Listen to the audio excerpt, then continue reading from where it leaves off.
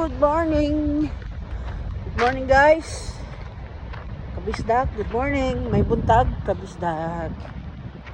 Ito, susundo na naman tayo sa mga bata. Thank you Lord sa panibagong araw. Ito, maglalakad na naman ako. Maglakad-lakad, exercise, 15 minutes bago umalis. Bago sunduin yung mga sasakyan, nandito ako. Good morning. Alam ko, pagising na yung iba. Pasalamat tayo kaagad sa Panginoon. Thank you, Lord. Malamig-lamig na dito sa Jara. Malamig-lamig na siya.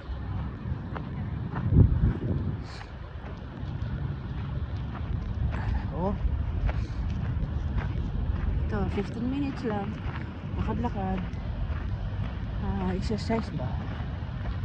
15 minutes. Kaya, malamig.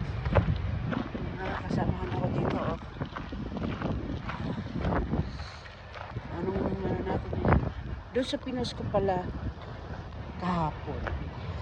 Doon na sa 1 Thessalonians 5:18 na give thanks to the Lord in all circumstances.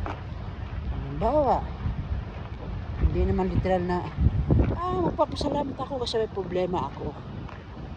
Hindi po ganun ang ibig sabihin. Ang ano po doon is magpapasalamat ako kasi God is in control. Amen? Diba? Masarap. Kontrolado lahat ng ating Panginoon ang bawat sitwasyon, masaya man, malungkot. Kaya nga sabi, di ba, magpasalamat tayo sa Panginoon. Pag masaya ka, magpasalamat ka sa Panginoon. Pag malungkot ka, magpasalamat tayo sa Panginoon. Pag wala kang problema, magpasalamat tayo sa Panginoon.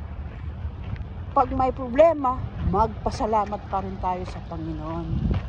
Huwag natin kalimutan niya ang ating Panginoon. Siya talaga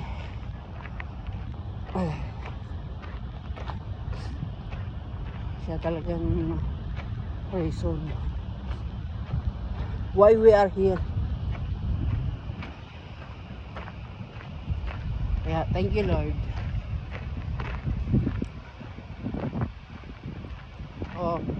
Pagka-drop ko sa mga bata, punta ako kaagad diretso sa embassy. Kaya nandito lang ako ha. Yung mga nakakaalam sa number ko, tawagan nyo lang ako. I-message nyo ako sa WhatsApp. Okay? Kahapon, thank you Lord. Thank you sa taga Jabria. Thank you sa taga Salwa. Thank you sa taga Adelia. Thank you Lord. Saka taga Swag, apat yung booking ko kahapon. Thank you Lord. May pumalo. At least meron. Kahit hindi balikan, pero thank you Lord. Isa lang ang balikan doon. Kaya salamat sa mga suki ko ha. Thank you guys. Taga Adelia, taga Jabria, taga Salwa, and taga Swag. Hopefully naman ngayon may tatawag sa akin. Hopefully. Meron akong booking pala ngayon. Taga Swag din. Isa. Yun. May pumalo ako ngayon. Isang pumalo. Taga Swag.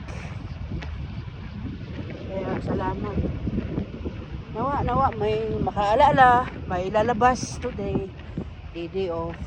Pwede ako sa hatid sundo.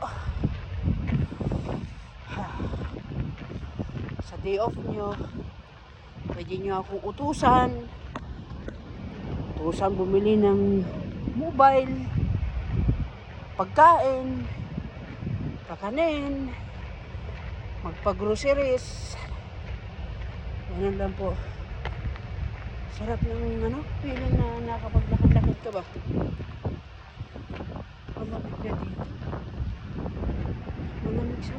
Ba talaga ang weather sa Jara? Malamig. Oh, thank you Lord.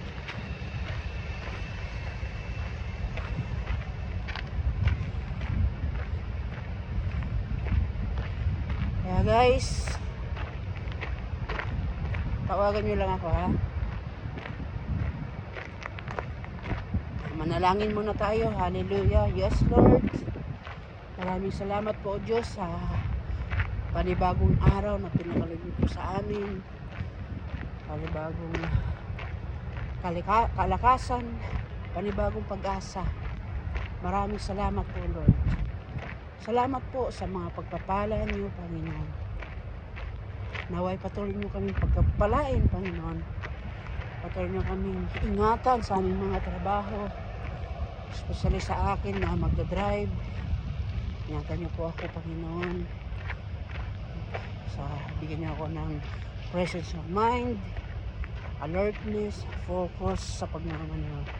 And I pray, O Lord, sa mga kasamaan ko sa kalsada, nawa ingatan niyo po ang bawat isa. Ilayo niyo kami sa mga aksidente, Panginoon. I lift you up, O Lord, sa mga kapatid ko dito sa Kuwait, especially yung tatrabaho sa bahay. Bigyan niyo po sila ng kalakasan, Panginoon. Hindi po biro magtrabaho sa bahay, pagod. But Lord, your joy is our strength, Panginoon. Kaya Panginoon, ingatan niyo rin po ang aking mga kapatid, Panginoon. Bigyan mo sila ng joy, bigyan mo sila ng hope, bigyan niyo po sila ng peace, bigyan niyo po sila ng kalakasan. Hallelujah. Salamat po Diyos. Manguna po kayo sa aming buong maghapon today, Panginoon. Hallelujah. Maraming salamat po ito sa magpanalangin sa pangalan ni Jesus. Amen. Guys, sorry. Inuubo ako. So, ingat tayo ha. Tawag lang kayo. Tawag lang. You know my number. Alam niyo yung number ko. Kaya, good morning and God bless po sa ating lahat.